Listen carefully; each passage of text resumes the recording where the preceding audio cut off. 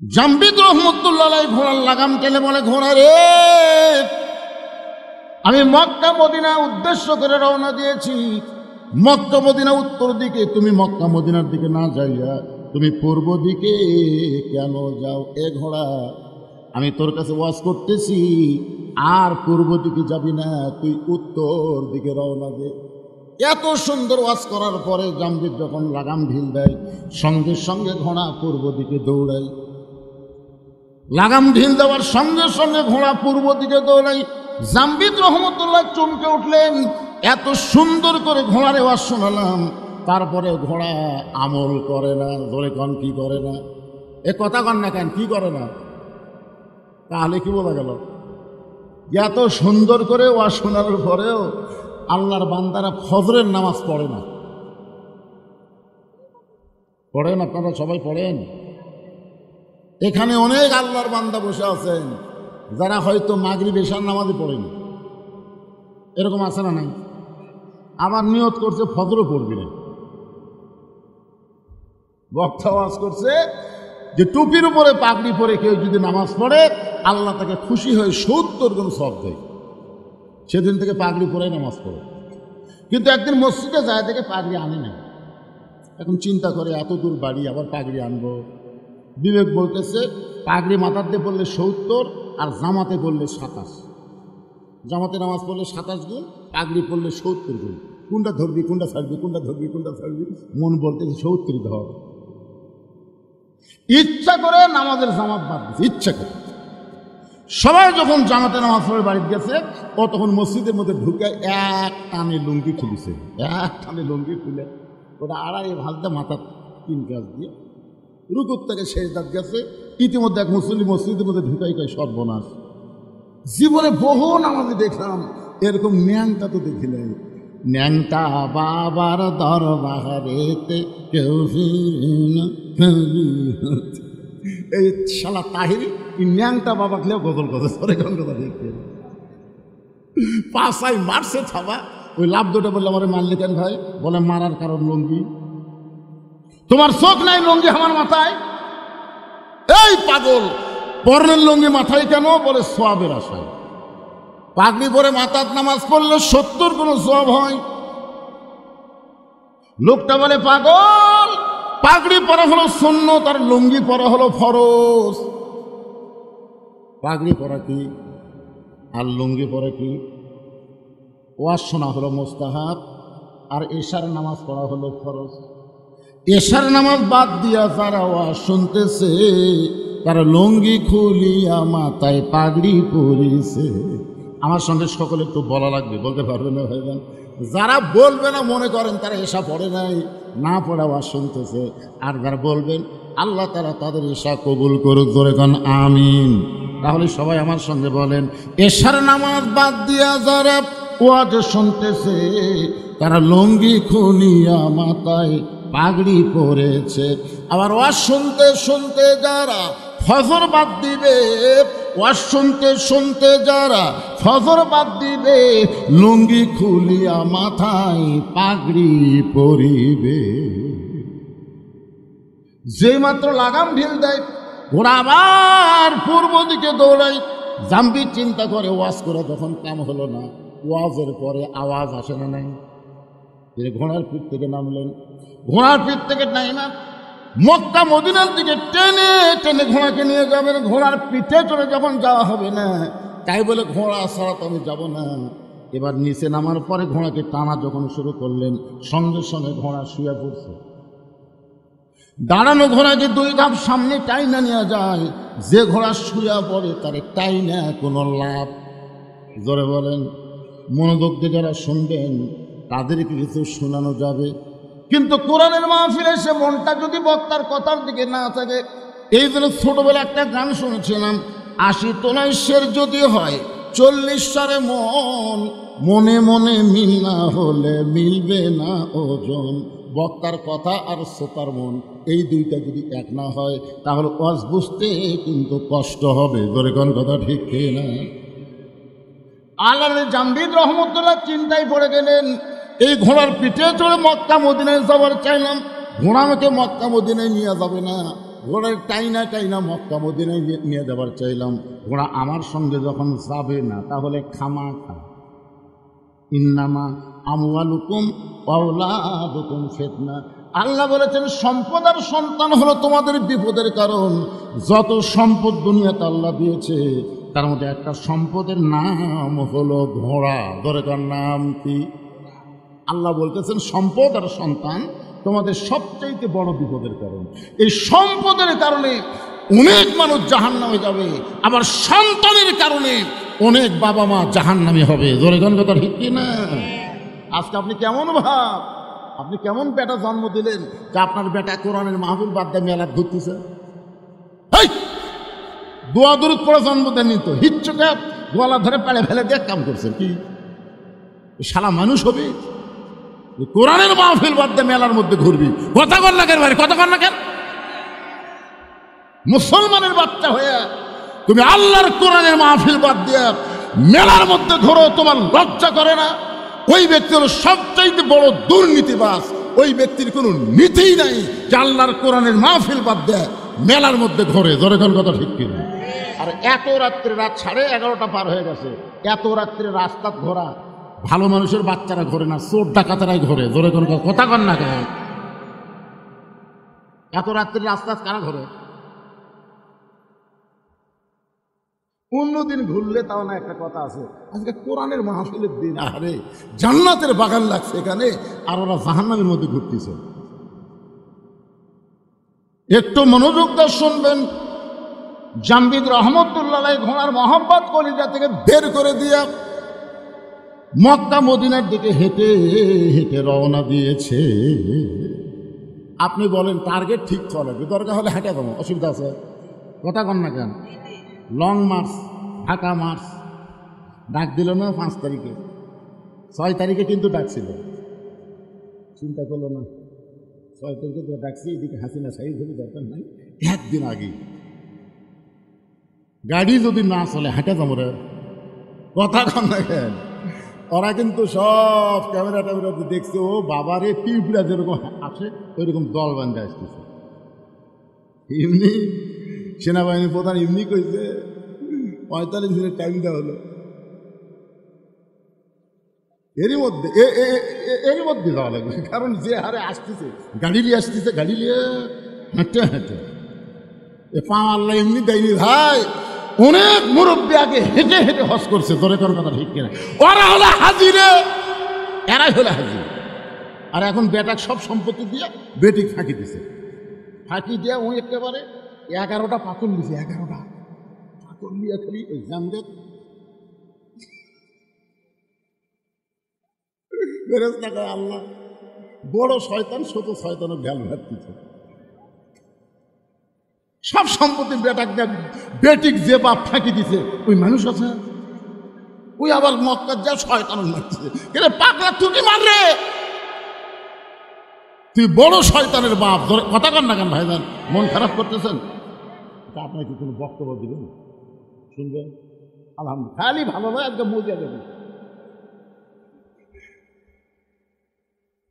আল্লাহ হেঁটে হেঁটে যখন রওনা দিলেন, এমন সময় মন বলতেছে জামবিদ এত সুন্দর ঘোড়ার পিঠে চড়ে মক্কা মদিনায় যাবার চাইলি, সেই ঘোড়া তোকে যখন মক্কা মদিনা নিয়ে যাবে না, তুই ঘোড়ার লাগাম টানলে ঘোড়া তোমার সঙ্গেও যাব না। একটা বার কি ঘাড় কাত করে দেখা যায় না ঘোড়া কি করতেছে? ইলা জিহাদুল কাবাত শরীফাতে আল্লাহ মন বলতেছে কাবার দিকে তো মুখ করে খাড়া হবে রে, তোর 2000 টাকা জুতা দিয়ে সাইডে কিছু দেখ তো জুতো, মানে জুতাও দেখতেছে, নামাজও পড়তেছে।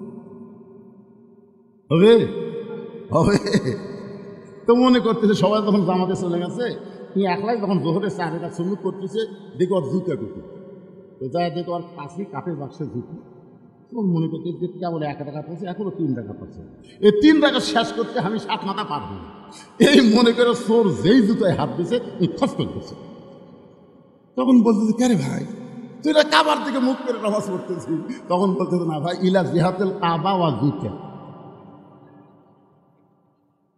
খালি কাবা লয় তো আমার জুতাও রাখা লাগবে, আবার কাবাও করা লাগবে। দরকার হবে।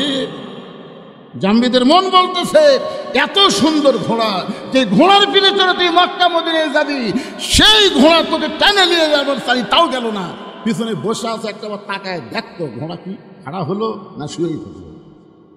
জাম্বিদ রহমতুল্লাহ বলেন, আল্লাহ, ওই ঘোড়ার মহব্বত কলিজা থেকে বের করে দিয়ে আমি হেঁটে হেঁটে মক্কা মদিনার দিকে রওনা দিব, একটা বার ঘোড়ার দিকে তাকাবো না, এই মনে করে জোরে জোরে যখন পা মারতেছে, এমন সময় ঘোড়া দাঁড়িয়ে গেছে। ঘোড়া দাঁড়িয়ে থাকে নাই, দৌড়ে গিয়ে জাম্বিদের পিছনের কাপড় এমন ভাবে ঘোড়া কামড়ে ধরছে।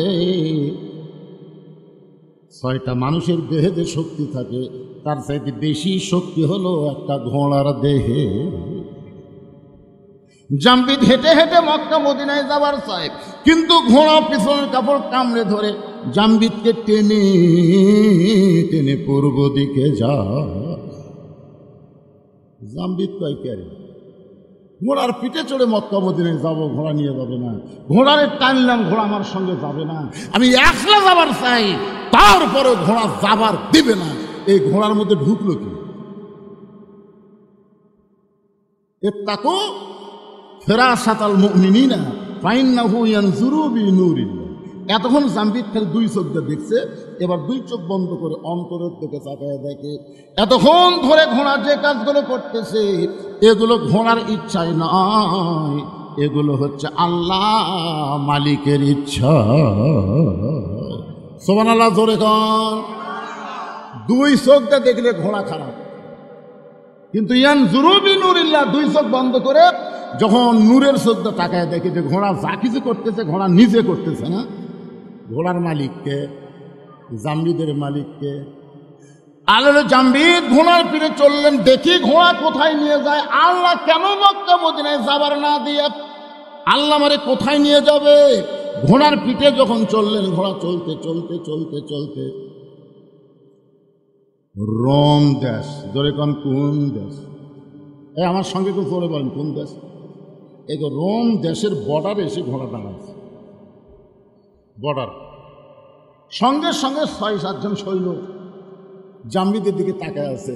জাম্বিদ জোর হাত করে বলতে, ভাইজান আমার কোনো দোষ নেই, আমি মক্কা মদিনায় যাব, কিন্তু ঘোড়া আমাকে এই পর্যন্ত টানে আনছে ভাই, আমার কোনো দোষ নেই। কারণ মক্কা মদিনায় যাওয়ার ভিসা আছে, কিন্তু এই দেশের যাওয়ার তখন ভিসা নেই, কিন্তু ঘোড়া তো বোঝে না।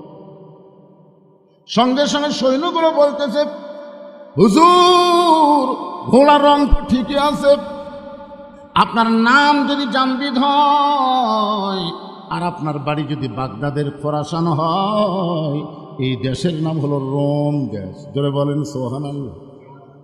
সৈন্যগুলো কি বলতেছে? ঘোড়ার রং তো ঠিকই আছে, যে রঙের কথা বলেছে আপনি সেই রঙের ঘোড়ার পিঠে চড়ে আসতেছেন। যদি আপনার নাম জাম্বিদ হয়, আপনার বাড়ি যদি বাগদাদের খোরাসান হয়, এই রোম দেশের বাদশা বলেছে ওই হুজুরকে সসম্মানে আমার দরবারে হাজির করে দিও। জাম্বিদ পাইকারি, যে দেশ আমি জীবনেও চিনি না, যে দেশের নামই আমি শুনি নাই, আর সেই দেশের বাদশা কেমনে জানলো ঘোড়ার রং তো লাল, আমার নাম জাম্বিদ, আমার বাড়ি ইরাকের খোরাসান, বাগদাদের খোরাসান, এইটা কেমনে জানলো? এই বাদশা তো বাদশা নয়, এই বাদশা হলো আল্লাহর ওলি। ধরে কোন বাদশা কি? আসলে বাদশা কে? আমাদের মধ্যে কিছু কিছু নেতা বলে ইসলামের সাথে রাজনীতির কোনো সম্পর্ক নেই। এক ফকির ভিক্ষা করবে গেছে শাহজাহানের দরবারে, যা দেখে বাদশাহ শাহজাহান মসজিদের মধ্যে ঢুকে 2 হাত তুলে বলতেছে, ও বাদশার বাদশাহ, তোমার দরবারে আমি ফকির, তোমার দরবারে আমি ফকির। ফকির মনে মনে কয়, আইলাম বাদশার কাছে, আইসা থেকে বাদশা নিজেই ফকির হয়ে কাঁদতেছে, তাহলে আমিও যা সাজানো তাই, তাহলে আসল বাদশাকে? জোরে কর, আরো জোরে, জোরসে বলুন। তাহলে আল্লাহর নীতি তো রাজনীতি, আর শাহজাহানের নীতির নাম হলো ফকরা নীতি। মানুষ হলো ফকির, আল্লাহ হলেন বাদশাহ। তাবারাকাল্লাযী বিয়াদিহিল মুলক ওয়া হুয়া আলা কুল্লি শাইইন কাদির। গোটা পৃথিবীর রাজত্ব, কর্তৃত্ব, মালিকানা একমাত্র কার হাতে? যারা জবান বন্ধ করে থবেন, বুঝবেন আপনি মুসলমান, খালি নাম আছে কিন্তু আপনার ভিতরে মুনাফিকি কাম করতেছে। আমি কি আমার বাপের কিচ্ছা বলতেছি না আল্লাহর কোরআনের কথা? জোরে বলেন, তাবারাকাল্লাযী বিয়াদিহিল মুলক। এক হাদিসে আমারে কয়, হুজুর আপনার ওয়াদত গেলে খালি রাজনীতি পেশা করে, রাজনীতি না করলে হয় না। আমি বললাম, হাজি সাহেব আপনি তো রাজনীতি করাচ্ছেন। তো বলে কোথায়? মক্কা। তো বলে কেমনি? আমি বললাম, আপনি কি আল্লাহর ঘর সামনে থেকে বলেছেন ইন্নাল হামদা অন্নি মাতা লাকাওয়াল মুলক লা শারিকা লাক? এটাকে আপনি বলছেন? হুজুর বহুবার বলছি। এই লাকাওয়াল মুলক লা শারিকা লাকের অর্থ কি? আমরা তো শুনে শুনে খালি কষি হুজুর, আমরা তো অর্থ জানি না। পাগলা, এর অর্থ হলো রাজনীতির ভিতরে, রাজত্বের ভিতরে একমাত্র আল্লাহ ছাড়া অন্য কাউকে আমি স্বীকার করি না। তাহলে রাজনীতির রাজত্ব একমাত্র কার? আরো জোরে বলেন। আপনি কাবা ঘরের সামনে দিয়ে এই তালিয়া পড়ে আসে বাংলাদেশের মানুষের দল করতেছেন, আপনার হাজির নাম হবি কিন্তু হজ কবুল হবি না। জোরে কথা কন না কেন ভাই? তাহলে বাদশাহ শাহজাহান কি বাদশাহ আছে? বাদশাহ শাহজাহান বাদশাহ আছে?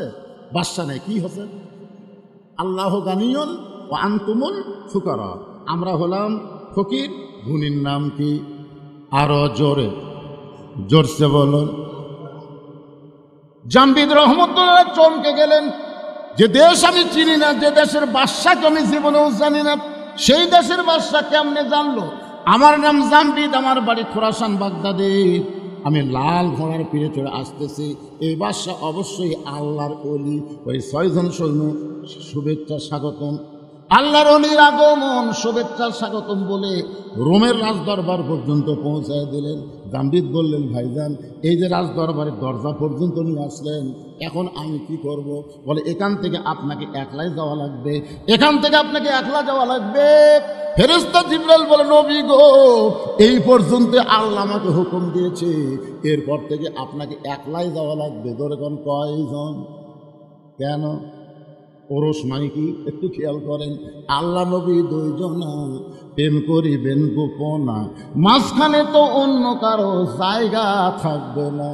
জায়গা যদি থাকিত জিবরাইলকে সঙ্গে নিত, জায়গা যদি থাকিত জিবরাইলকে নিত, দরজার বাইরে আল্লাহ ব্রেক করাতো না। সবাই বলেন, আল্লাহ নবী 2 জনা প্রেম করেছেন গোপনা, মাঝখানে তো অন্য কারো জায়গা ছিল না। কি জিবরাইল খালি এক ধাপ মারলে তোর অস্তিত্ব পুরো হবে সাহেব। 70,000 নূরের পর্দার গেট আমি আল্লাহ আমার দোস্তকে সাদর সম্ভাষণ জানাবার চাই। ধরে কেন সুবহানাল্লাহ। আয় রে নবী একলা, এখন আল্লাহর কাছে যাচ্ছে একলা। ফেরেশতা জিবরাইল বলে, হুজুর আমি আপনার সাথে থাকলে আপনাকে কোলদারা হইয়া, কোলদারা বোঝেন না? বর দেখবেন বিয়ের দিনে কোলদারার মোশন দেখছেন, বড় এই ছোটো ছোটো গাছ খাবে, তোর চা শ্বশুর মামা শ্বশুর সবাই কিন্তু বাংলা দুটো দেখতেছে। আজকের যাত্রীরা, বর যাত্রী যেভাবে খায় ওর দিকে কারোর নজর নেই, নজর কিন্তু তোর দিকে আছে। আজকে তুই কম খা, ছোটো ছোটো গাছ খা, মুগত কিছু ভরার সাথে সাথে টুসুকে বাদ্যা মুসকি কোল দ্বারা বরফ শিখা দিচ্ছে। কারণ কি জন্য? আজকে তোর পরীক্ষার দিন পাগলা, আগামীকাল থেকে তোর খাওয়ার শেষ নেই, তুই কি খাবি? কিন্তু যারা আজকে শেষ খাওয়া খাচ্ছে বরযাত্রী, ওরকে আজকে শেষ পাগলা, আগামীকাল আর খাওয়া নেই। এই দুনিয়াতে কাফের বেঈমান হলো বরযাত্রী, আর মুসলমান হলো বর। মুসলমানকে ফেরেশতারা দেখতেছে, আল্লাহ দেখতেছে, চিন্তা ভাবনা করে খাওয়াও লাগতেছে, চলাও লাগতেছে। ধরে কারণ ঠিক কিনা? আর বরযাত্রীর কোনো চিন্তা আছে? কারণ ওরা জানে মরার সাথে সাথে জাহান্নাম, পিছন খাওয়া ছাড়া বুদ্ধি নেই। আর আমরা জানি মরার পরে জাহান্নাম না, আমাদের জন্য জান্নাতের দরজা আল্লাহ খুলে দিয়েছেন। সালামুন আলাইকুম তিবতুম ফাদখুলুহা খালিদিন। এখান থেকে আপনি একলা করবেন। আল্লাহ জামবিদ রহমতুল্লাহ রোমের বাদশার রাজ দরবারে একা একা রওনা দিলেন। কিছু দূর যাওয়ার পরে রোমের বাদশা দাঁড়িয়ে জামবিদ রহমতুল্লাহকে সাদর সম্ভাষণ জানাই বলতেছে, ওগো আল্লাহর ওলি, আপনার ঘোড়া, লাল ঘোড়ার পিঠে চড়ে আপনি খোরাসান থেকে আপনি জামবিদ রহমতুল্লাহ আমার রোমের দিকে আপনি আসতেছিলেন। জাম্বিদ কেন? আপনার ধারণা ঠিক না, আমি মক্কা মদিনা যাওয়ার চেষ্টা করি, মক্কা মদিনা। কিন্তু এই ঘোড়ার কারণে, শুধুমাত্র ঘোড়ার কারণে আল্লাহর ইচ্ছায় আমাকে রোমের দেশে আসতে হলো। তবে আমি জানতে চাই আপনি কেমনে জানলেন আমার নাম জাম্বিদ, আমার বাড়ি খোরাসান, আমি লাল ঘোড়ার পিঠে চড়ে আসতেছি, এইটা আপনি কেমনে জানলেন?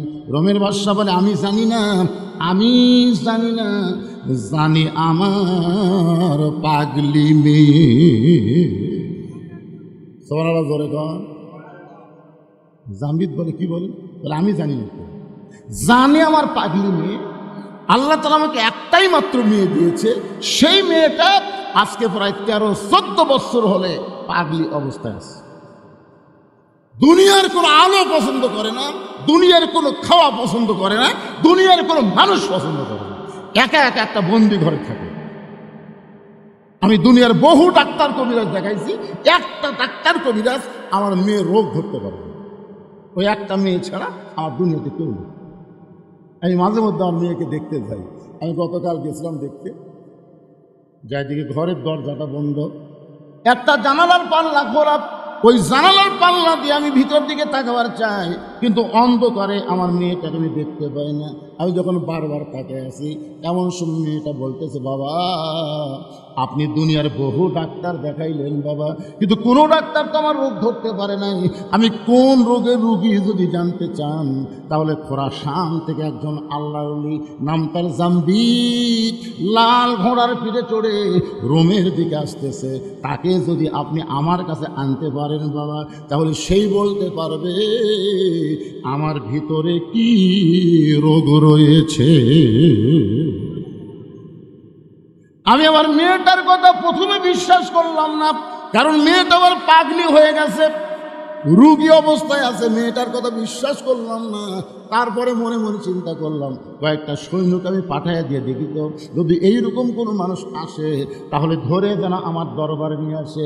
ওগো আল্লাহর ওলি, আপনার ঘোড়ার রঙ ঠিক আছে, আপনার নাম যদি জাম্বিদ হয় আর বাড়ি যদি বাগদাদের খোরাসান হয়, তখন আমার পাগলি মেয়ের কাছে একটু চলেন, কোন রোগে আমার মেয়েটা রোগে ভুগতেছে, কোন অসুখ আমার মেয়েটার মধ্যে ধরে বসেছে, মেহেরবানি করে আপনি একটু বলে দিবে। জাম্বিদ চোখ বন্ধ করে, সর্বনাশ, একটা মেয়ে। আপনার কি মনে করতেছেন? মেয়ে। পৃথিবীর মধ্যে সর্বপ্রথম এই মেয়েই কিন্তু ঈমান গ্রহণ করছে আল্লাহর নবীর হাতে। জোরে কোন ঠিক কিনা? সে মেয়েটার নাম কি? খাদিজাতুল কুবরা।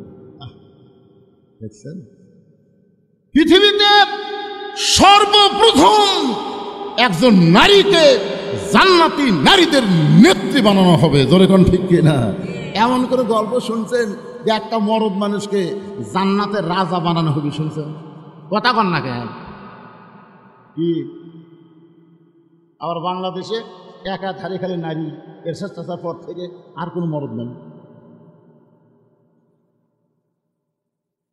কোন দিকে যাবেন? রাস্তা দিয়ে গেলে বাড়িতে মরদ মানুষ আছে কিনা বোঝা যায় না, খালি মেয়ে মানুষের কণ্ঠ শোনা যায়। কে রে, মেয়ে মানুষের এত পাওয়ার কে দিল রে? সুবহানাল্লাহ বলে। জাম্বিদ চমকে গেল। এতক্ষণ মনে করছিলাম যে রোমের বাদশা আল্লাহর ওলি, এখন এসে শুনতেছি ও মেয়ে। এত বছর হলে পাগলি অবস্থায় আছে। জাম্বিদ রহমান ধীরে ধীরে ওই পাগলি মেয়েটার দরজায় গিয়ে বললেন, মা দরজা খোলো, কোন রোগে তুমি রোগী হয়েছ, আমি তোমাকে একটু পরখ করে দেখতে চাই। মেয়েটা বলে, আল্লাহর ওলি, মক্কা মদিনা যাওয়ার চাইছিল, কিন্তু মক্কা মদিনা বাদ দিয়া এই পাগলির কাছে কেন আসলা? জাম্বিদ চমকে উঠছে। আমি মক্কা মদিনায় যাওয়ার চাইছিলাম, মক্কা মদিনায় না যে এই পাগলির কাছে কেন আসলাম? মেয়েটা বলে, জাম্বিদ রে, মক্কা মদিনায় তুমি কেন যাবে? জামবিদ বলে, মা তুমি কি জানো না মক্কায় আল্লাহর ঘর, ওই মদিনায় রাসূলের রওজা, প্রত্যেকটা মুমিন মুসলমান মক্কা মদিনায় যাবার চাই। মেয়েটা বলে, আমি মক্কা মদিনায় যাব না, মক্কা মদিনা কি আমার কাছে আসবে না। জামবিদ বলে, মা উল্টা কথা বলো না, মা উল্টা কথা বলো না, মক্কা মদিনা কোনোদিন মানুষের কাছে আসে না, বরং মানুষগুলোকেই মক্কা মদিনায় যেতে হয়। মেয়েটা বলে, জামবিদ রে, এটাই যদি তোমার ধারণা হয় তাহলে শুনে নাও, তুমি এখনো কামেল হতে পারো নাই। এটাই যদি তোমার ধারণা হয়। কি সারাদিন ধরে মারছে, সারাদিন মারার পরে গোটা দেহ যখন রক্তাক্ত হয়ে গেছে, তারপরে সারা রাত বুকে পাথর চাপা দিয়ে গেছে, সারা রাত। আবু জেহেল বলতেছে, যে পাথর বেলালের বুকে চাপা দিয়েছি, এই পাথর তো আমাদের সুস্থ মানুষের বুকে দেওয়া মাত্রই মরবে, আর এক সারাদিন মারার পরে তো আহত হয়ে গেছে, এত ওজনের পাথর চাপা দিলে মরে যাবে। সকালবেলা লাশ তোমরা টেনে নিয়ে যায় আব্দুল্লাহর এতিম পোলার সামনে দিয়ে আসো, আমাদের গোলামকে মুসলমান বানালে আমরা তার অবস্থা এমনি করে দেব। এই কথা বলে আবু জেহেল যখন চলে গেছে বাড়িতে, সকালবেলায় কতগুলো কাফের যুবক বেলালের লাশ নিতে আইসা দেখে বেলালের বুকের পাথর নিঃশ্বাসের সঙ্গে উঠতেছে আর ডাবতেছে। ওরা কয়, কে রে, চাপা দিলি মরবি। আর সেই লোকটার নিঃশ্বাসে এত পাওয়ার। এই নিঃশ্বাস কি সাধারণ নিঃশ্বাস? এই নিঃশ্বাস হলো ইমানদারের নিঃশ্বাস। জোরে কোন ঠিক কি না? কি জেলের মধ্যে নিয়ে থেকে, জেলের থেকে নিয়ে যা তুমি হাসপাতালে হত্যা করবে। 13 বছর অন্যায়ভাবে হুজুরকে জেল দিলে, এতেও তোমার খায়স মিটল না। তুমি জেল থেকে বের করে মিথ্যা নাটক করে তুমি হুজুরকে হাসপাতালে হত্যা করবা। আপনার বলেন তো, হুজুরের নিঃশ্বাস নাই? যখন আসে না নাই? আপনার কি ওই ভিডিও দেখছেন? উনি যখন হাসপাতালে বেডের উপর বসে আছেন, দেখছেন? একটু মনোযোগ দিয়ে শুনবেন। যুবকের এক দৌড় নেতার কাছে, নেতা আপনি বলেছিলেন পাথর চাপা দিলেই মরে যাবে, আসেন, মরে নাই, বরং নিঃশ্বাসের সঙ্গে পাথর উঠতেছে আর ডাবতেছে। আবু জেহেল ওতবা সাইবা দৌড়েছে, দেখে বেলালের জবান থেকে আল্লাহ আল্লাহ আল্লাহ আহাদ আহাদ উচ্চারণ হচ্ছে। কুলহু আল্লাহু আহাদ, পড়েন, কুলহু আল্লাহু আহাদ আল্লাহুস সামাদ লাম ইয়ালিদ ওয়া লাম ইউলাদ ওয়া লাম ইয়াকুল লাহু কুফুয়ান আহাদ। আবু জেহেল বলতেছে, জিহ্বা টেনে বের করো। যে জিহ্বাতে আল্লাহ আল্লাহ উচ্চারণ করতেছে, ওই জিহ্বা পেরেক মেরে দিতে হবে। বেলালের মুখের মধ্যে হাতটা দিয়া জিহ্বা টেনে বের করে ওই জিহ্বার মধ্যে 6টা বাউল কাটা ঢুকাই দিলেন। বাউল কাটা হলো খেজুর কাটার চাইতেও মোটা, এরকম 6টা কাটা এই পার্তে ঢুকায় ওই পার্তে বের করে দিলেন। এরপরেও হযরত বেলালের জিহ্বা দিয়ে রক্ত বের হয়, রক্তের মধ্যে ফুটি বলতেছে আল্লাহ আল্লাহ আল্লাহ আল্লাহ আল্লাহ আল্লাহ। এরপরেও আল্লাহর জিকির যখন বন্ধ হয় না, কে যেন বলল, আবু বকর, গভীর রাত্রে যেই বেলাল নবীর কাছে ঈমান গ্রহণ করছে, সেই বেলালকে মারতে মারতে মারতে মারতে বেলালের জিহ্বা টেনে বের করে জিহ্বার মধ্যে পেরেক মারছে। আবু বকর রে, বেলাল তোমার ভাই, কুল্লু মুসলিমুন ইখওয়া, প্রত্যেকটা মুসলমান ভাই ভাই। আবু বকর রে, বেলালকে কি মুক্ত করবা না? আবু বকর এক দৌড়ে গিয়া কাফের বেঈমানদের সামনে বলে, রে মক্কার কাফেররা, তোদের মধ্যে মানবতা নাই, তোদের মধ্যে মনুষ্যত্ব নাই। সারাদিন ধরে মারছিস, সারা রাত বুকে পাথর চাপা দিয়ে রাখছিস, এরপরও জিহ্বা বের করে জিহ্বার মধ্যে পেরেক মারলি, তোদেরকে কোনো দয়া নাই রে, তোদের কোনো কি মায়া নাই? আবু জেহেল বলতে, আবু বকর, যদি তোমার মায়া হয় তাহলে আমাদের গোলামকে তুমি কিনে নাও, কত দাম নিবা? বেলালের মনিব ওমাইয়া বলতেছে, 1000 স্বর্ণ মুদ্রা নিব। আবু জেহেল বলে, রে উমাইয়া, যেই বেলাল সুস্থ অবস্থায় তুমি 1টা টাকাতে কিনলাম, আর সেই বেলাল মরার সময় তুমি 1000 আশরাফি চাইলা। আবু বকর বলে, উমাইয়া, আমার কাছে যদি 10,000 টাকা চাইতা, তারপর আমার ভাই বেলালকে তোমাদের কাছে এক মুহূর্ত আমি রাখবো না। 1000 আশরাফি দিয়ে হযরত বেলালকে মুক্ত করে নবীর দরবার নিয়ে যায়। আবু বকর কান্দে করে চিন্তা করতেছে, রহমতুল্লাহ আলামিন এই দৃশ্য কি সহ্য করতে পারবে? নিজের পাগড়ি দিয়ে বেলালকে ঢেকে কান্দে করে যখন নিয়ে যাচ্ছে, নবীর সামনে দাঁড়াবে, আবু বকর, বেলালকে এইভাবে না ঢেকে আমার সামনে প্রকাশ করে দাও। আবু বকর, হুজুর আপনি সহ্য করতে পারবেন না, ওই কালো মানুষটা রক্ত লাল হয়ে গেছে। রাসূল বলে, আবু বকর, তুমি কি জানো আল্লাহ তাআলা আমার বেলালের জন্য কোরআনের আয়াত নাজিল করেছে? ইন্নাল্লাযীনা ক্বালু রাব্বুনাল্লাহু সুম্মা ইসতাকামু তাতানাজ্জালু আলাইহিমুল মালায়েকা আল্লা তাখাফু ওয়া লা তাহজানু ওয়া আবশিরু বিল জান্নাতিল্লাতী কুনতুম তুআদুন।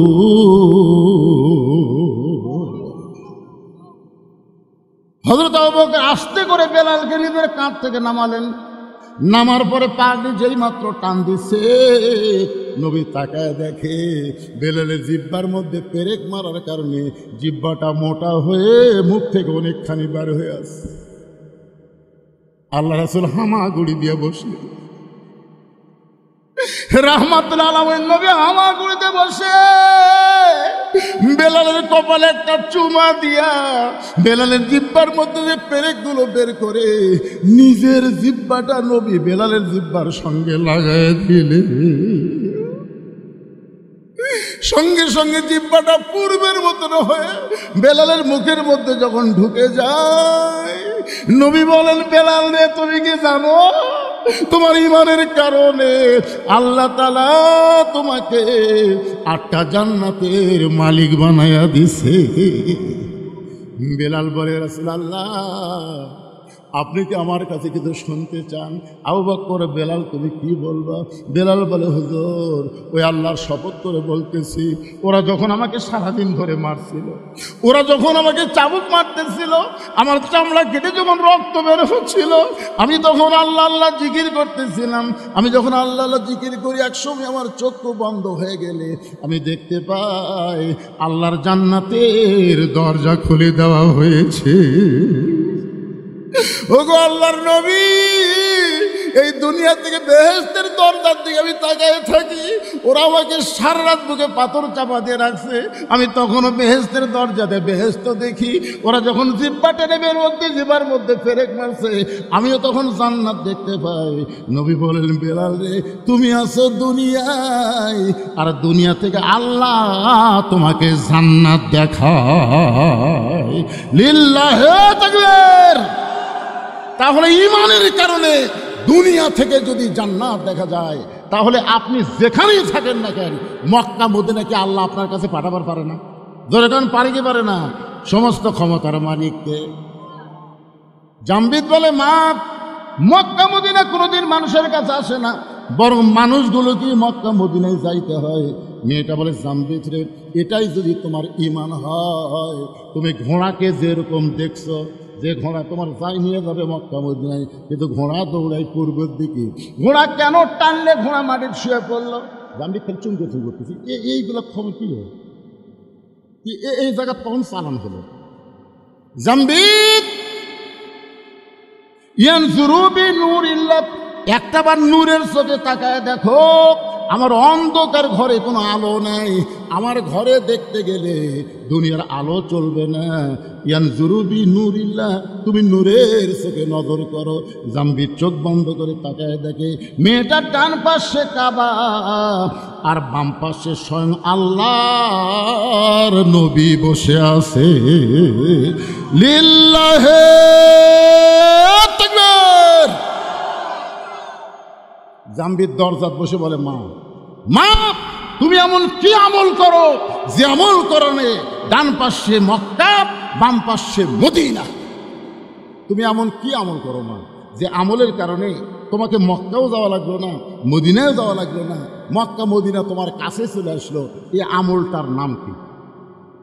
আজকে যুবক যারা এসব বাদ দেওয়া ফজর বাদ দেওয়ার চিন্তা করতেছো, আজকে তোমাদেরকে সে আমলের খবর দেব।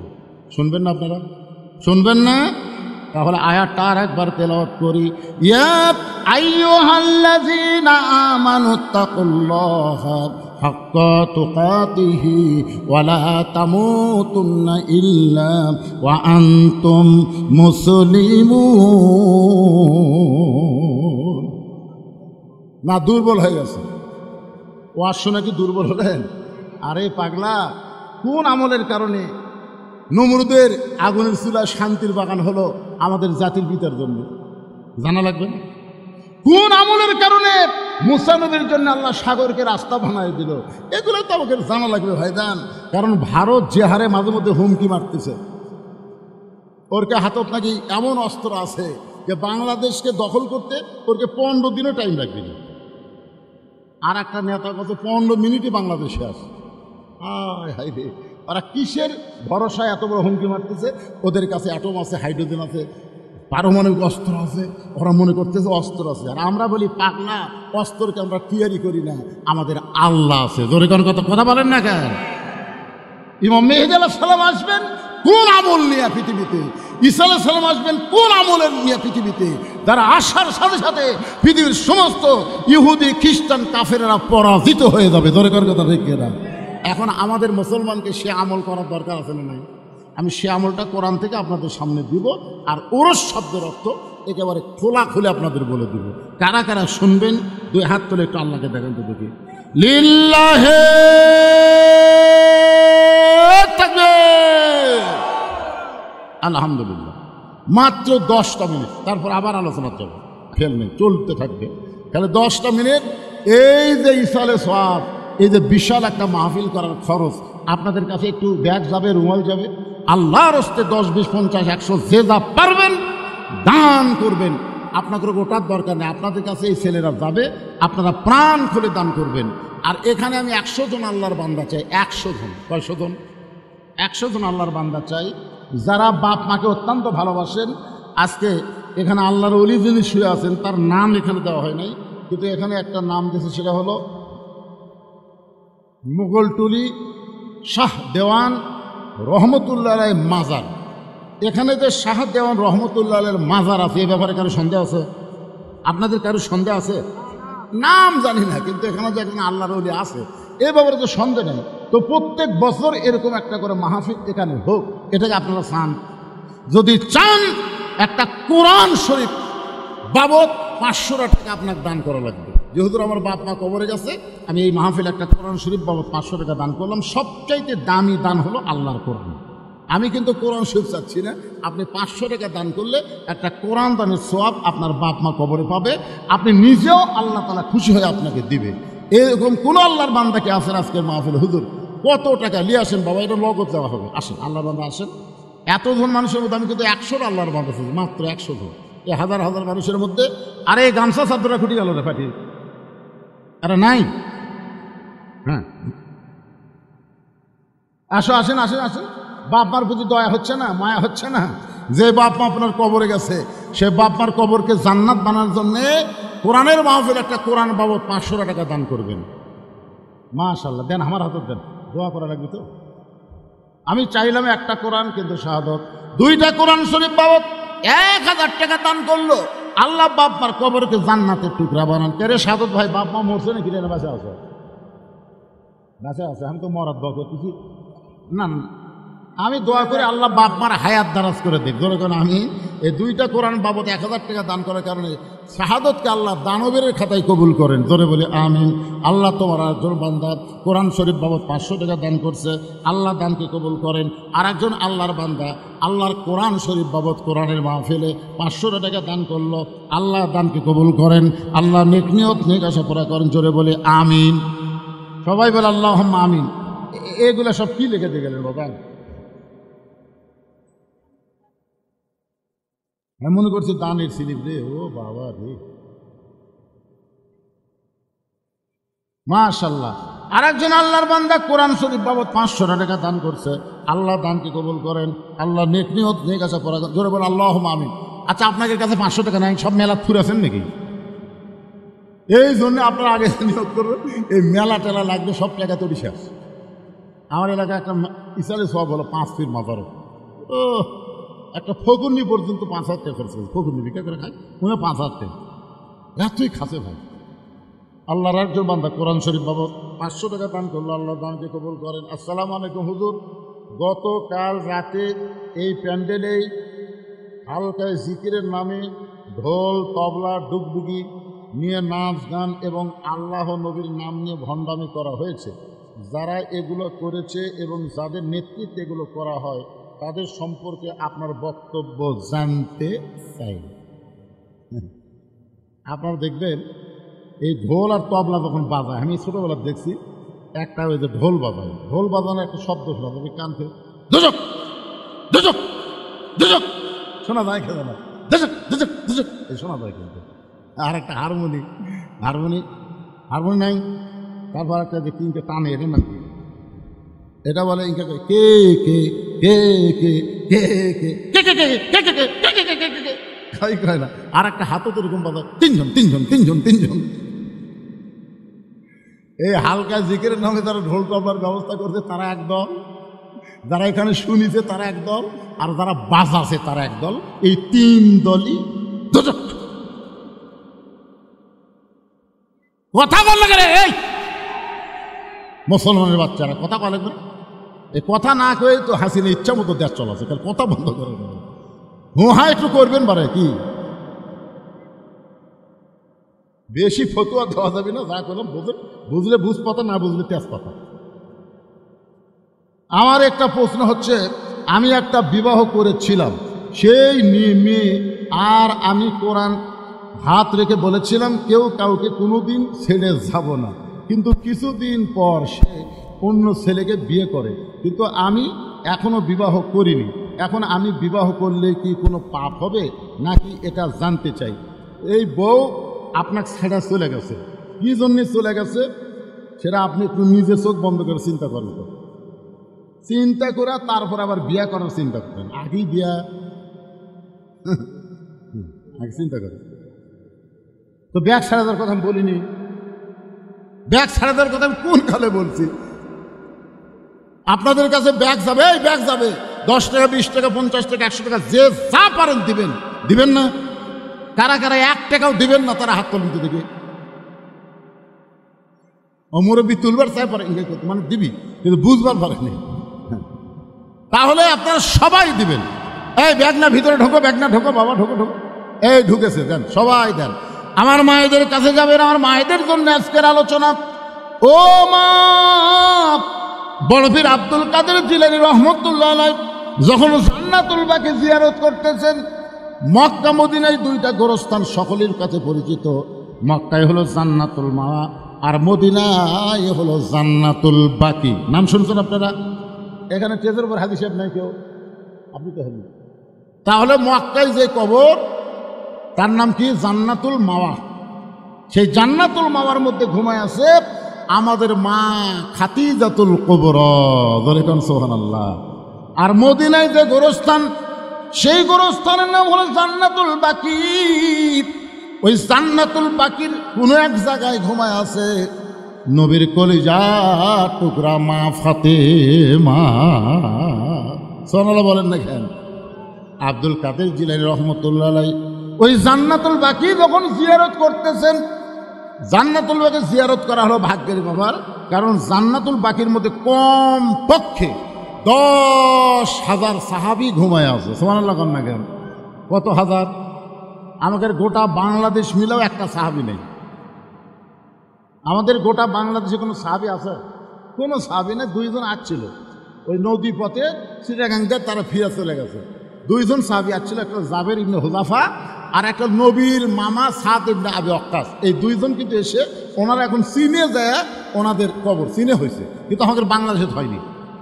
বাইজিদ বোস্তামির মাজারও কিন্তু বাংলাদেশে নাই। আমরা ওখানে গিয়ে দেখছি বাইজিদ বোস্তামি ওখানে কিছুদিন বসা ছিলেন। বাইজিদ বোস্তামির দরগা আছে, আর মাজার হলো ইরাকের বাগদাদে। সুবহানাল্লাহ বলেন। যেগুলো আছে অধিকাংশই কি, আমি দেখলাম সিলেটে একটা কবর, নাম হচ্ছে লেদা শাহ, ওরকম নাম কি লেদা শাহ। কিছু দূর যাওয়ার পরে একটা দেখলাম ঘোড়া শাহ, তারপরে শেষে দেখলাম শাহ শাহ।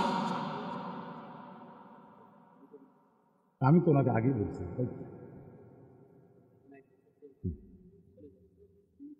মাশাআল্লাহ, আমার ভাই দেখেন যে আপনার ওয়াজ এতই ভালো লাগতেছে, আমি কিন্তু আমাকে আসতে বলছি ভাই সালাম কালাম দিয়ে যান, তো না হুজুর আমি শুনবো। আলহামদুলিল্লাহ, এই আদায় যতক্ষণ হবে ততক্ষণ আমার ভাইজান আপনাদেরকে শুভেচ্ছা বিনিময় করবে, তারপর আবার আলোচনা চলবে ইনশাআল্লাহ। হ্যাঁ,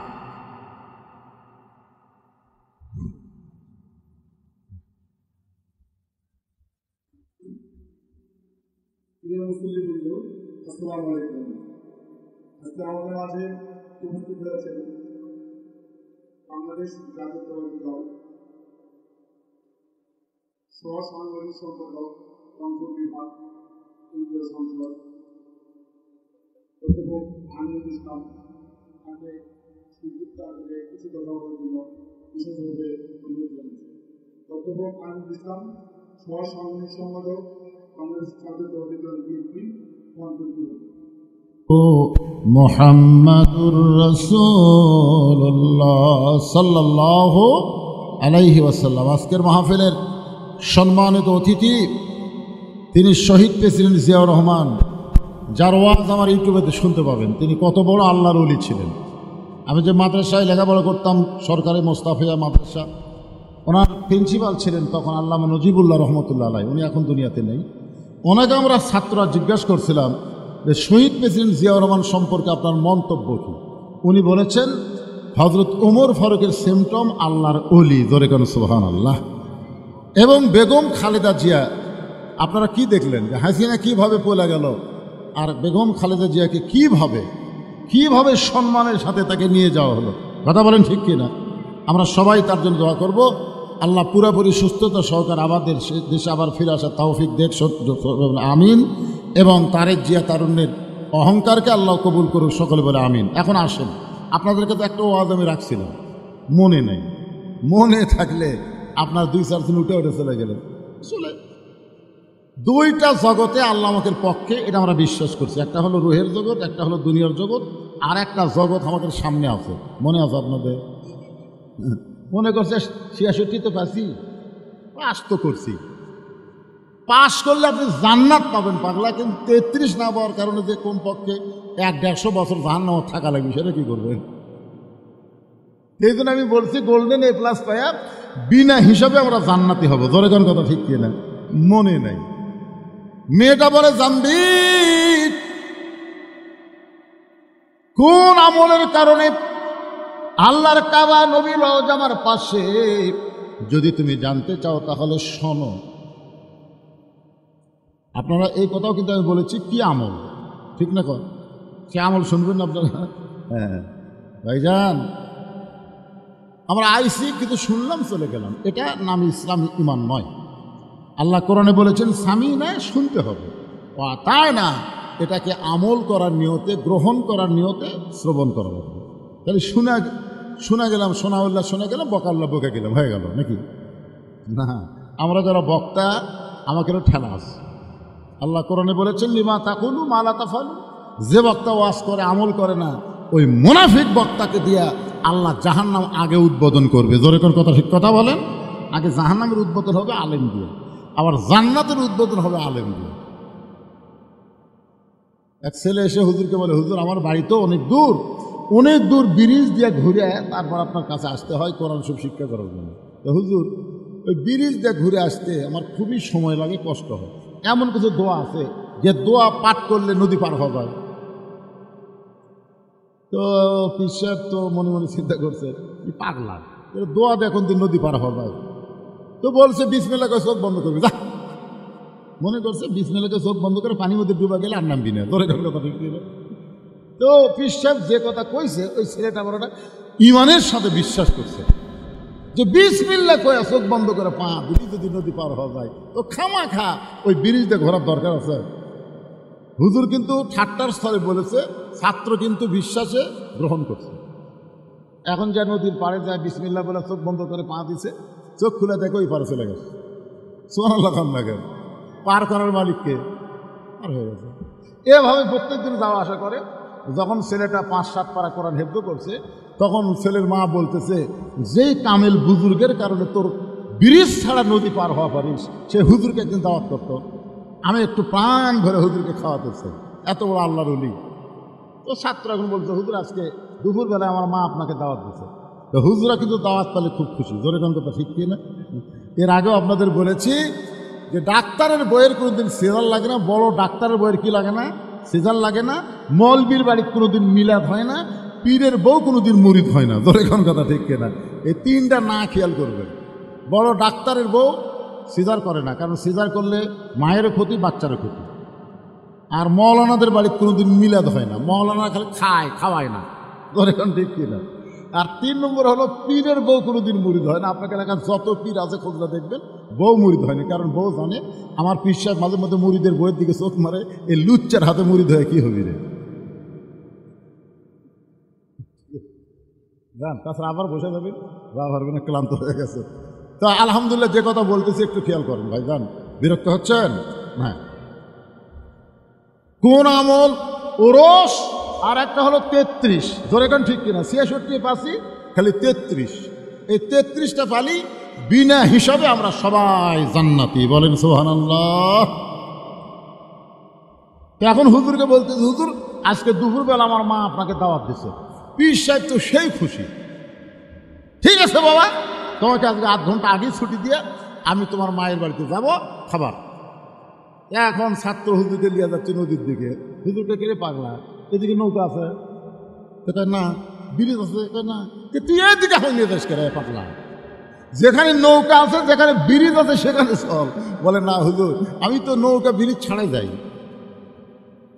নৌকা ব্রিজ ছাড়াই তুই যাস কেন? কয়েক বছর আগে কইছিল না, তখন থেকে তুই কামি করতেছি। আসেন হুজুর, হাত ধরে নিয়ে দেয়, বিসমিল্লাহ নদীর পা দিছে, চোখ বন্ধ করে ওই পার গেছে। চোখ খুলে দেখে পিসা উঠে দাঁড়ায় আছে। হুজুর আসেন,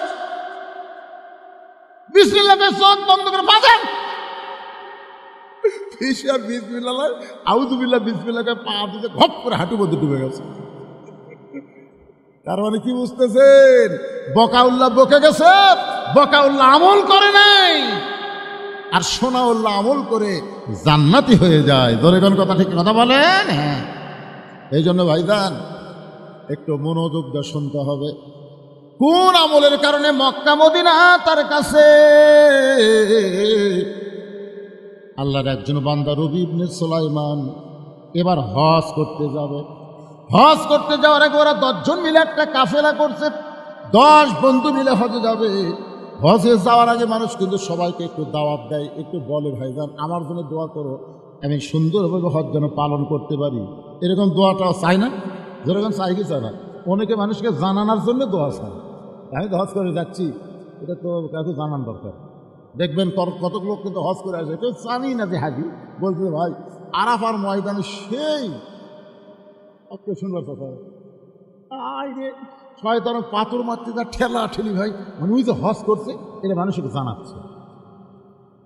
আল্লাহ কয় রে, আমল গোপন না করে প্রকাশ করলি তোর খালি নামের আগে হাজি হলো, কিন্তু হাজি কবুল হলো না। কথা কোন ঠিক কিনা? রবি ইবনে সুলাইমান এক বন্ধুর বাড়িতে দোয়া চাইয়া গভীর রাত্রে বাড়ির দিকে আসতেছেন। আসার সময় তাকে রাস্তার পাশে কে যেন কি করতেছে, রবি ইবনে সুলাইমান ভালো করে দেখার জন্য একটু নিকটে গিয়ে তাকায় দেখেন একটা মহিলা মরা গাদার গা থেকে গোস্ত কাটতেছে, আর ওই গোস্তটা টোপলা বানতেছে। গাধা খাওয়া হারাম, গাধা খাওয়া হারাম, আর মরা গাদার গোস্ত। রবি ইবনে সুলাইমান চিন্তা করে এটা কেমন মেয়ে, রাতের বেলা মরা গাদার গোস্ত কাটতেছে, হয়তো কোনো হোটেলে সাপ্লাই দিবে। মনের মধ্যে সন্দেহ করে মেয়েরা যখন গোস্তের টোপলা নিয়ে রওনা দেয়, রবি ইবনে সুলাইমান নিজের বাড়ির দিকে না দিয়া ওই মেয়েটার পিছনে পিছনে রওনা দেয়।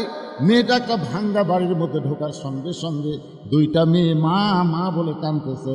মা বলতেছে, মা আর কান্দা লাগবে না, আল্লাহর নিয়ামত গোস্ত পাইছি, এই গোস্ত সিদ্ধ করে তোমরা খাও আর আল্লাহর শুকরিয়া আদায় করো। রবি ইবনে সুলাইমান চমকে গেল। একে তো গাধা খাওয়া হারাম, তারপরে মরা গাধার গোস্ত নিজের মেয়েদেরকে মা দিয়ে বলতে সিদ্ধ করে খাওয়া, আল্লাহর শুকরিয়া আদায় করো। মেয়েটা খুশি হয়ে যখন দুইটা মেয়ে গোস্তের টুকরা নেয়, এমন সময় রবি ইবনে সুলাইমান বলে, মা তুমি কেমন মা?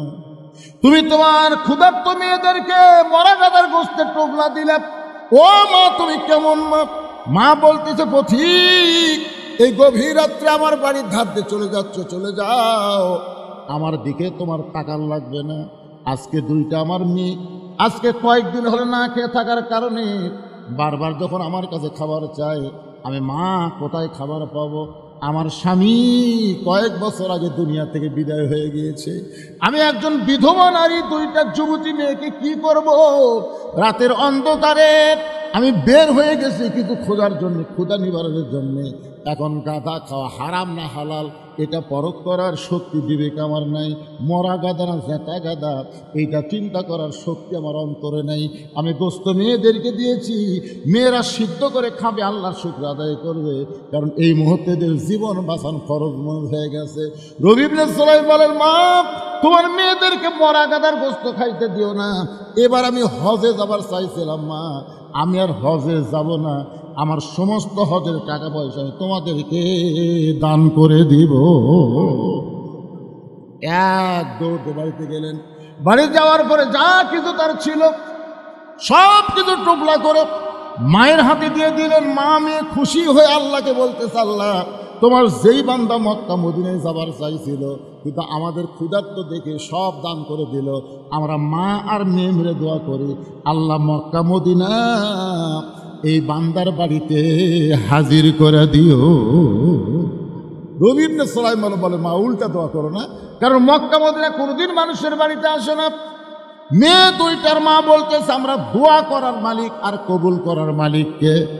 আমাকে মন চাইলে দোয়া করছে, আল্লাহ কবুল করতেও পারে নাও পারে। রবি ইবনে সুলাইমান চলে আসলেন বাড়িতে। নির্দিষ্ট সময় আর 9 বন্ধু বললেন, চলো বন্ধু হজে যাই। বলে, এবার তোমরা যাও হয়, আমি আবার যাবো না, আমার একটু সমস্যা আছে। 9 বন্ধু বলে, কে রে, কত মানুষকে আমরা বললাম, এবার আমরা 10 জন মিলে হজে যাবো কাফেলা করে, আর তুমি সবার কাছে দোয়াও চাইলে, আজকে হঠাৎ বলতেছো যাবা না। যাবো না রে ভাই, তোরা যা। ওরা 9 বন্ধু হজ করে সর্বপ্রথম রবি ইবনে সুলাইমানের বাড়ির দরজায় হজ শেষ করে নিজের বাড়িতে না গিয়ে রবি ইবনে সুলাইমানের বাড়ির দরজায় ওই 9 বন্ধুর মধ্যে একজনের মাথাতে একটা টোপলা, মাথার কি একটা টোপলা, দরজা ডাকতেছে, রবি ইবনে সুলাইমান, এই রবি ইবনে সুলাইমান দরজা খুলে দেখে 9 হাজি তার সামনে দাঁড়ায় আছে। জোরে কর সুবহানাল্লাহ। আল্লাহ রাসূল বলেন, তোমাদের এলাকায় কোনো ব্যক্তি হজ করে যখন আসবে, সর্বপ্রথম যদি তার চোখের দিকে মহব্বত করে তাকাও, ওই কাবা মদিনার দিকে যে সওয়াব পাইছে, তুমি গরিব মানুষ হওয়ার কারণে ওর চোখ দেখলে আল্লাহ সেই সওয়াব তোমার অন্তরে দিয়ে দিবে। এই জন্য হজ করে আসার সাথে সাথে কমপক্ষে 40 দিন সেই ব্যক্তি বেগুনা মাসুম থাকে, তার সঙ্গে একটু মোসাফা করা, মোয়ানিকা করা, আবার খালি জমজমের পানি খাওয়ার জন্য এটা করা হবে না। আমার অনেক সময় হজ করে এসে লুকে থাকি, আপনি খুরমা খেজুর খাবি, পানি খাবি, হুজুর আমার একটা জায়নামাজ হবি না, আমার একটা তসবি আপনি দিবেন না হুজুর। কি তসবি জায়নামাজ না, হাজির চেহারার দিকে তাকায় থাকলে কাবা মদিনা জায়গার সওয়াব আল্লাহ দান করবে। সুবহানাল্লাহ বলেন। রবি ইবনে সুলাইমান বলে, ভাইজান তোমরা 9 জন বন্ধু আমার বাড়ির দরজায়, আমার ভাগ্য এত ভালো, যার মাথা টোপলা আছে। এই মিথ্যা দেখ, কি হজে যাওয়ার আগে তোর কাছে আইলাম, তুই কইলি এবার হজে যাবো না, কি কারণে যাবি না কারণও বলবি না। এই তুই যে কাবা ঘর তাওয়াফ করার সময় এই যে আমার মাথার টোপলা, তুই যে আমার টোপলা দিয়ে বললি, ভাই এই টোপলা নিয়ে আল্লাহ ঘর তাওয়াফ করতে আমার কষ্ট হচ্ছে, টোপলাটা একটু ধরতো, তোর টোপলা আমার দিয়ে তুই আল্লাহর ঘর তাওয়াফ করলি। আমরা 9টা বন্ধু দেখলাম, তুই আমাকে সাথে সাথে থাকতে থাকতে হারাই গেলি, আমরা গোটা মক্কা খুঁজা তো পাইনি রে, তুই টোপলাখানা দিয়ে কোথায় হারিয়ে গেলি। আবার হঠাৎ থেকে তুই সাফা মারোয়া সাই করতেছিস, তোকে টোপলা দেওয়ার জন্য তোর পিছনে পিছনে আমরা 9 বন্ধু দৌড়াই, হঠাৎ থেকে তুই আর নাই। গোটা মক্কায় খুঁজে যখন পাওয়া গেল না, চলে আসলাম মদিনায়। মদিনায় এসে দেখি নবীর রওজার পাশে দাঁড়িয়ে আল্লাহ নবীর সালাম দিস, তোর সালামের সঙ্গে আমরা নবীর সালাম দিলাম। তোর সালাম দেওয়ার সময় তুই এমনভাবে কাঁদতেছিলিস রে পাগল, আমরা তোর সঙ্গে কাঁদতেছিলাম। ওগো আল্লাহর নবী, আমাদের সালাম আপনি গ্রহণ করেন। তোর টোবলা মাথায় নিয়ে তোর সঙ্গে নবীর সালাম দেয়া হঠাৎ দেখি তুই আর নাই। গোটা মদিনা তন্ন তন্ন করে খুঁজে করে পাইলাম না। একসঙ্গে হজে যাবার চাইলাম, আমাদের সঙ্গে তুই গেলি না। আবার আল্লাহর ঘর তাওয়াফ করলি, আমাদের সঙ্গে তাওয়াফ করলি না। এই টোপলাখানা দিয়া সাবা মারা চাই করলি, আমরা তোর সঙ্গে ছিলাম, কোথায় হারিয়ে গেলি। আবার মদিনায় নবীর রওজা জিয়ারত করলাম, তুই আমার সঙ্গে ছিলি। আরে শয়তান, তোর টোপলা আমারে জানায় দিয়ে আবার আমাদেরকে ফাঁকি দিয়ে সবার আগে বাড়িতে এসে দরজা বন্ধ করে বসে আছিস।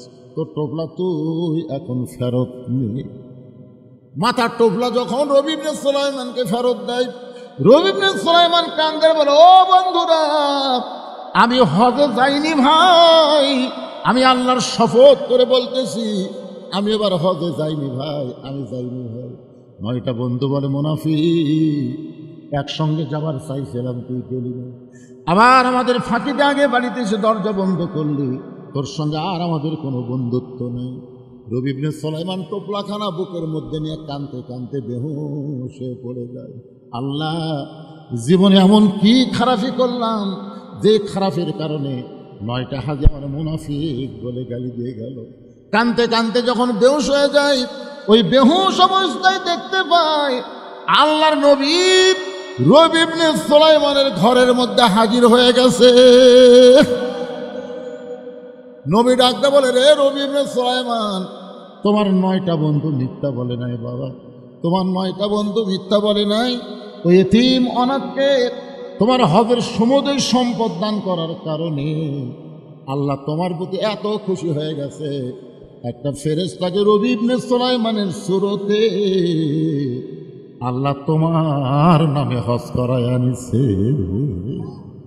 এ রবি ইবনে সুলাইমান, ওই ফেরেশতাকে আল্লাহ তোমার সুরতে সাবা মারওয়া সাই করায় আনিছে।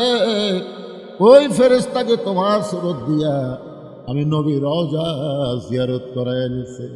রবি ইবনে সুলাইমান বল, নবী গো, আপনি যখন বলতেছেন আমার বিশ্বাস হয়, কিন্তু ওরা যে একটা টোপলা আমার সামনে ফাইলা দিল, এটা কিসের টোপলা গো, আমি একটু শুনতে চাই। সঙ্গে সঙ্গে আল্লাহ নবী কোরআন থেকে একটা আয়াত তেলাওয়াত করলেন, ওমা তুনফিকু মিন শাইইন ফি সাবিলিল্লাহি ওয়াফা ইলাইকুম ওয়া আনতুম লা তুযলামুন। এই কোরআনের আয়াত বলি রবি ইবনে সুলাইমান চেতন পায়, দেখে টোপলা আছে কিন্তু নবী নেই। স্বপ্নের মধ্যে কিন্তু বলেছে এটা কিসের টোপলা, নবী কিন্তু আল্লাহর কোরআনের একটা আয়াত তেলাওয়াত করছে। এখন টোপলার মধ্যে কি আছে, এই কোরআনের আয়াতের অর্থ জানলেই বোঝা যাবে। ধরে এখন ঠিক কিনা, আপনারা কি জানেন? কথা কানা জানেন, শুনবেন না? এই 500 টাকা দেন তো, আমি 100 টাকা কোরআন আপনাকে দিবার চাইলাম, কোরআন দান করার সব দিবার করলাম। 500 টাকা দিলে একটা কোরআন দানের সব, এত টাকা মেয়ারাত নষ্ট করলেন, দুনিয়ার পিছনে শেষ করে দিলেন। আর এই সালের সব পরশ মোবারক কোরআনের তাফসীর মাহফিল প্রতি বছর হবে, হাজার হাজার টাকা খরচ করে আপনাদের জন্য ব্যয় করবে, আর আপনার 500 করে টাকা দিলেন না, থাকার পরও দিলেন না। আবার উঠতেন, তাই না? টাকা চাইলে লাভ দিয়ে উঠতেন।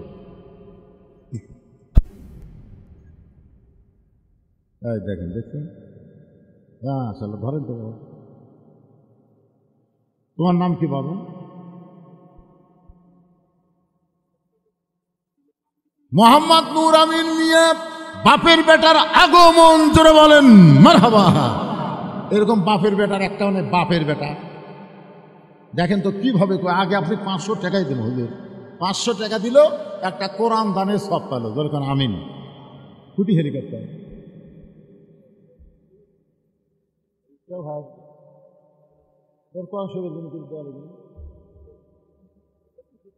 সেটাই তো, সেটাই। আপনি 10টা কোরআন শরীফ দেন, পারবে না কি ঘর কি হেলিকপ্টার চলিয়ে দুইটা কোরআন শরীফ, মাশাআল্লাহ। চাপ দিয়ে কোনো কিছু নেওয়া যায় না, চাপ দেওয়া যাবে। আমার ভাইজান 2টা কোরআন শরীফ বাবদ 1000 টাকা দান করছে। আল্লাহ দানকে কবুল করেন, জোরে কর আমিন। আপনাদের মধ্যে নাই? নাই, কারো কাছে নাই? কোরআন শরীফ 2 ধরনের পাওয়া যায়, একটা 200 টাকার পাওয়া যায়, তো 200 টাকা দেন, একটা কোরআন দানের সব পাওয়া যাবে। 500 টাকা যদি বেশি মনে হয় 200 টাকা দেন, 200 টাকা দেন, দেন সবাই যদি 200 করে টাকা দেন তো অনেক টাকা হবে। টাকা থুয়া মন বলতে দেশ না রে, দেশ না রে, আসলে আপনি ঠকে গেলেন। কারণ আজকাল মাহফিল যদি শেষ হয়, আর যদি এরকম মাহফিলে বসার তৌফিক যদি আল্লাহ না দেয়, হায়াত যদি শেষ হয়ে যায়, হায়াত শেষ হতে পারে কি পারে না? ধরে কোন মাশাআল্লাহ, এই দেখেন টাকা কুয়া দিতে আমার ভাই দৌড়াইছে, মাশাআল্লাহ 200 করে দেন, অসুবিধা কি? আর একজন দিচ্ছে, মাশাআল্লাহ মাশাআল্লাহ। আল্লাহ তোমার 2 জন বান্দা 200 করে টাকা করছে দান, কোরআন দানের সওয়াব তাদের আমল নামায় দিয়ে দেন। জোরে বলি আল্লাহুম্মা আমিন, সবাই বলেন আল্লাহুম্মা আমিন। ওই দেখেন কিভাবে এক মর্দে মুজাহিদ আসতেছে, হাই রে কি এবার দেখে আজকে পুরাতন বছর পাওনা পড়ে, মাশাআল্লাহ। আল্লাহ তোমার একজন বান্দা কোরআন বাবা 200 টাকা দান করেছে, আল্লাহ দানকে কবুল করেন, আল্লাহুম্মা আমিন। মাশাআল্লাহ মাশাআল্লাহ, 200 জনে নিয়ে আছে, নিজের আনছে আর একজন নিয়েছে, মাশাআল্লাহ। 200 করে 2টা কোরআন শরীফ বাবদ দান করেছে, আল্লাহ দানকে কবুল করেন। দুনিয়ারই টাকা পয়সা দুনিয়াতে রবে, ফকির হয়ে মানুষ কবরেতে। নিয়ত করেন যে আমার একটা বিশাল বেধি আছে, ব্যারাম আছে, হুজুর ভালো হয় না, এখানে একটা ছাগল দেবো সদকা করে, জনগণের ইসলামের সব মাহফিলের জন্য একটা ছাগল দেবো, আল্লাহ আপনার বেধি ভালো করে দেবে। দেয় না? কিখন দেয় না? এরকম শব্দ করেন, কোরআন শরীফ বাবদ শব্দ করেন, মাশাআল্লাহ। আর একজন 200 টাকা দান করে গেল, আল্লাহ আমার ভাইয়ের দানকে আল্লাহ কবুল করেন, আল্লাহুম্মা। পিছন দিক থেকে একটা লোকে উঠলো না, বলেন এই মোগল টলির, আপনারা না বারা টলির, আপনাকে মোগল টলির লোক নাই? একেবারে মোগল টলির লোক নাই, একটা লোক নাই, হাত পর্যন্ত দিকে মোগল টলির কোনো লোক নাই।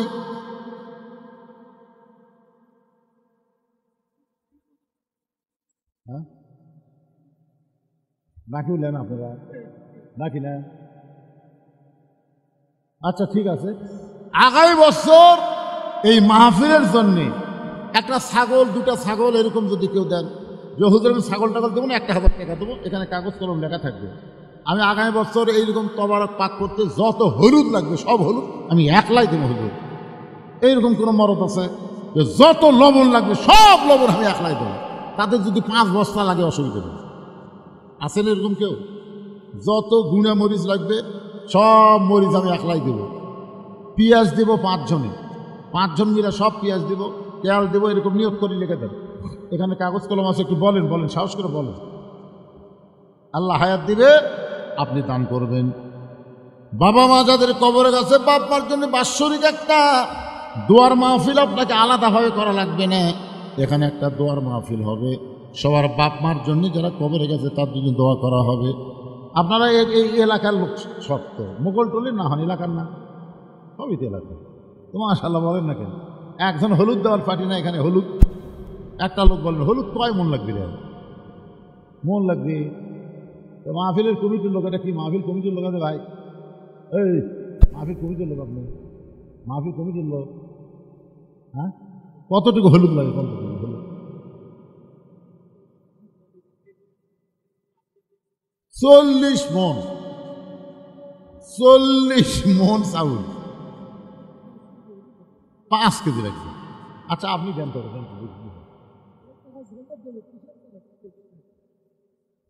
কোন তো দিকে আপনি দিয়ে শুরু হচ্ছে দিকে কি আসাদুল 5000 টাকা ধরে বলেন মারহাবা। কে বার আছে বাবা? কে রে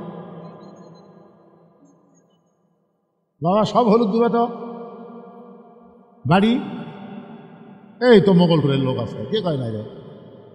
মোগল টোলের আনোয়ার, তাই না? আনোয়ার, আনোয়ার হোসেন যত হলুদ লাগবে সব হলুদ দান করবে, জোরে বলেন মারহাবা। আপনাদের মধ্যে লবণ দেওয়ার লোক নাই, কয় মন লবণ লাগবে রে? লবণের দাম কত? একটা লোক বলেন, একটা লোক বলেন। হলুদ হয়ে গেছে, আনোয়ার সব হলুদ দিবে। কোনটা লবণ, কোনটা বাদান বাড়ি?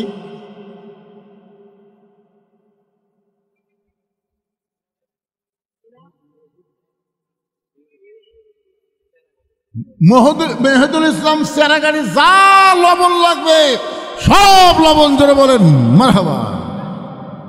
এখন তেজপাতা দেওয়ার কোন লোক আছে? যা তেজপাতা লাগবে, তেজপাতা সগলি দিবে। কি দিল? কি দিল বাবেন? এখানে কি দিল?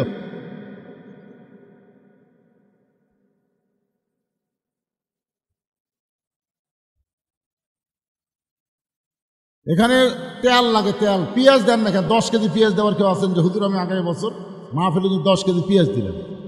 একজন আল্লাহর বান্দা বলেন 10 কেজি পেঁয়াজ, একজন বলেন, হাত তোলেন। আপনারা খাবেন না, মানে পাকশিক করে সব একসাথে খেয়ে চলে যাবেন, অসুবিধা কি? বলেন বলেন বলেন, একটু জিকির করেন লা ইলাহা ইল্লাল্লাহ, লা ইলাহা ইল্লাল্লাহ, লা ইলাহা ইল্লাল্লাহ, লা ইলাহা ইল্লাল্লাহ, লা ইলাহা ইল্লাল্লাহ, লা ইলাহা, লা ইলাহা ইল্লাল্লাহ মুহাম্মাদুর রাসূলুল্লাহ সাল্লাল্লাহু আলাইহি সাল্লাম। লবণ লবণ আনোয়ার দিছে হলুদ। পেঁয়াজ 10 কেজি দেওয়ার কেউ নাই। এভাবে হবে না। আপনারা কিভাবে চলান আল্লাহ ভালো জানে। এদের মাহফিল যে করতেছেন এ কিভাবে টেকা তুলছেন এতগুলো? কঠিন অবস্থা। কি দিবেন? কয় কেজি? এই লেখেন জাহিদুল ইসলাম, বাড়ি মোগল টলির জাহিদুল ইসলাম, 10 কেজি পেঁয়াজ। জোরে বলেন মারহাবা। মন আপনাকে দিবার চায় না কেন? দিবার না চাওয়াই তো আখিরাতের প্রতি বিশ্বাস কম। যারা দিবেন সর্বসত্য ত্যাগ করে আল্লাহ আখিরাতে আপনাদের দিবে। ভাই যান, অনেক মানুষ এখানে খাবে। এখানে 5টা দলের জন্য জান্নাত আশা করে, তার মধ্যে একটা দল হলো মুতাইমুল জাইয়ান, যারা ক্ষুধার থেকে অন্নদান করে আল্লাহর জান্নাত তাদের জন্য আশা করে থাকে। আমি শেষ কাটটা বলেছি, ওমান সাল্লাল্লাহু হাবিবুর রহমান, একটা হাদিসে কুদসি বলেছিলাম। এখন আসেন মূল আলোচনায়। এইভাবে ঘেঙ্গা ঘেঙ্গা আদায় করা খুব কঠিন ভাই, আমার দ্বারা হবে না। আপনারা কিভাবে করবেন আপনারা ভালো জানেন। হ্যাঁ, ঘেঙ্গা ঘেঙ্গা এইভাবে আদায় করা যাবে কেন? কার মধ্যে কি নিয়ত ঢুকেছে আল্লাহ ভালো জানে। ওয়াজ তো শেষ, আবার ওয়াজ করবে। ফজর নামাজ জামাতের সঙ্গে আদায় করা লাগবে, এই ওয়াজ শোনো। কি ওয়াজ শুনতে শুনতে যারা ফজর বাদ দিবে, লঙ্গি খুলিয়া মাথায় পাগড়ি পরিবে। আল্লাহ রাসূলকে উমর ফারুক বললেন, ইয়া রাসূলুল্লাহ, 5 ওয়াক্ত নামাজের মধ্যে 3 ওয়াক্ত তাড়াতাড়ি, 2 ওয়াক্ত লম্বা কেন? আসর, কিছুক্ষণ পরে মাগরিব, মাগরিবের কিছুক্ষণ পরে এশা। কিন্তু এশা থেকে ফজর, ফজর থেকে জোহর লম্বা কেন? আল্লাহ রাসূল বললেন, ফজর থেকে জোহর পর্যন্ত আল্লাহ লম্বা সময় দেওয়ার কারণ হলো ওই সময়ের মধ্যে খেতে খামারে কাজ কাম করবে, ব্যবসা বাণিজ্য করবে, চাকরি বাকরি করবে, কুলি মজুরি করবে। এইগুলো করতে গিয়ে শরীরের যে ক্ষয় হবে, শরীরের যে ক্ষয় হবে, এশা থেকে ফজর আল্লাহ লম্বা সময় দিল। ওই লম্বা সময় ঘুম পারলে ওই দেহের ক্ষয়টা আল্লাহ ঘুমের মাধ্যমে পুরা করে দিবে। এই জন্য আল্লাহ বলেছেন, নাওমাকুম সুবাতা, ঘুম হলো জান্নাতের নিয়ামত। সুবহানাল্লাহ কর। এবারে এই ছোট্ট বাচ্চা উনি আবার ভিডিও ম্যান হয়ে গেছে রে। কিরে বা, ওরস শব্দের অর্থ হলো ওরস। ওরস এটা ঔরস থেকে ওরস। আমার কথা বুঝলেন? একজন আল্লাহর ওলির ছেলে, একজন এরকম করতে করতে ওনারা ওরসকে ফার্সি শব্দ বলা হয়েছে। ওরস মানে আল্লাহ আর বান্দার মধ্যে মিলন হওয়া। মিলন বোঝেন? এই মিলন মানে এখানে আল্লাহর অনেকগুলো বান্দা আসবে, এখানে আল্লাহ রহমতের ফেরেশতা আসবে, কোরআন হাদিস থেকে আলোচনা হবে, লাস্টে তাবারক হিসেবে কিছু পাবে। এর মাধ্যমে 1 কেজি 1 জগ পানির মধ্যে 1 মুষ্টা চিনি ঘন্টন দিলে ওই চিনি যেমন পানির মধ্যে বিলীন হয়ে যায়, শত চেষ্টা করলো চিনিকে যেমন পানি থেকে আলাদা করা যায় না, খুঁজাও পাওয়া যায় না। দরকার কথা ঠিক করে। এখন ওইটা আগে যখন ছিল তখন সবাই বলতো চিনি পানি, পানি চিনি। আমার কথা বুঝলেন? চিনি এই জায়গাতে আছে, এই জায়গাতে 1 জগ পানি আছে। আপনার কি বলবেন? 1 জগ পানি, ½ কেজি চিনি। কিন্তু চিনি আর পানি যখন একত্র হয়ে গেল, দুইটা ঘন্টন মারলে ওইটা মুখে দেওয়ার পরে কেউ বলবে না পানি, কেউ বলবে না চিনি, কেউ বলবে পানি, কেউ বলবে পানি, কেউ বলবে না।